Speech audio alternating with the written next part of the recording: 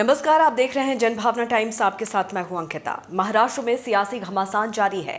एकनाथ शिंदे के गुट बहुमत होने का दावा कर रहे हैं, तो वहीं उद्धव ठाकरे शिवसेना और सरकार बचाने को लेकर कवायद में जुटे हैं। इस बीच महाराष्ट्र के सियासी जंग में अब एमएनएस प्रमुख राज ठाकरे की एंट्री हो गई है। शिवसेना के बागी विधायक एकनाथ शिंदे ने एमएनएस प्रमुख राज ठाकरे से 2 बार फोन पर बातचीत की है। बताया जा रहा है कि महाराष्ट्र में सियासी संकट को लेकर दोनों के बीच बातचीत हुई है। बताया जा रहा है कि एकनाथ शिंदे ने एमएनएस प्रमुख राज ठाकरे से महाराष्ट्र की हालिया राजनीतिक स्थिति के बारे में बात की है और उनके स्वास्थ्य के बारे में जानकारी दी। राज ठाकरे की अभी हाल ही में कूल्हे की सर्जरी हुई है। वो पिछले दिनों से मुंबई के एक बड़े अस्पताल में भर्ती थे। सीनियर डॉक्टर की निगरानी में उनका इलाज चल रहा था। तबीयत में थोड़ा सुधार होने के बाद उन्हें रविवार को अस्पताल से डिस्चार्ज कर दिया गया। आपको बता दें कि एकनाथ शिंदे अपने गुट को असली शिवसेना बता रहे हैं, तो वहीं शिंदे गुट का दावा है कि शिवसेना से समर्थन करने वाले विधायकों का आंकड़ा 50 के पार हो जाएगा।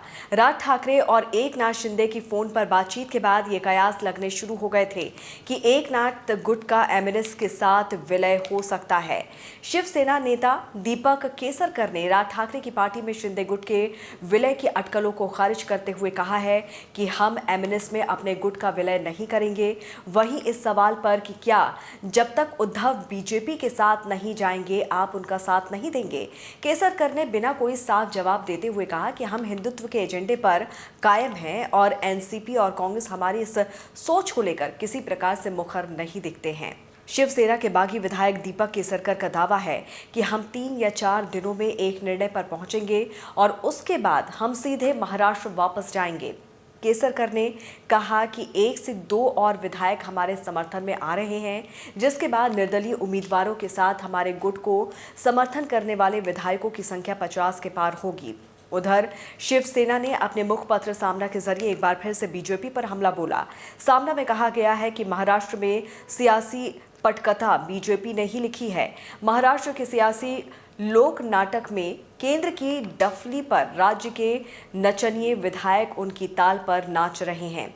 शिवसेना ने बीजेपी पर विधायकों की खरीद फरोख्त या हॉर्स ट्रेडिंग का भी आरोप लगाया है। महाराष्ट्र में सरकार बनाने को लेकर चल रहे सियासी दांव-पेच के बीच एकनाथ शिंदे गुट का एक और बयान सामने आया है, जिसमें संजय राउत को लेकर नाराजगी साफ नजर आ रही है।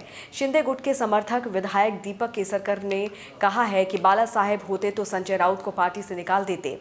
केसरकर ने यहां तक कहा कि शिवसेना अपना प्रवक्ता बदले तभी कुछ बदलाव हो सकता है। केसरकर ने पूछा है कि संजय राउत को मुर्दों का समर्थन क्यों चाहिए और हमारे घर और दफ्तर पर क्यों हमले हो रहे हैं। उन्होंने कहा कि शिवसेना में बहुमत हमारे साथ है और हम भी उद्धव साहब को अपना नेता मानते हैं। शिवसेना ने बीजेपी के साथ मिलकर चुनाव लड़ा था। बाकी खबरों को विस्तार से जानने के लिए आप हमारी वेबसाइट www.thejbt.com को लॉगिन कर सकते हैं। देश और दुनिया की तमाम खबरों के लिए देखते रहिए जनभावना टाइम्स। नमस्कार।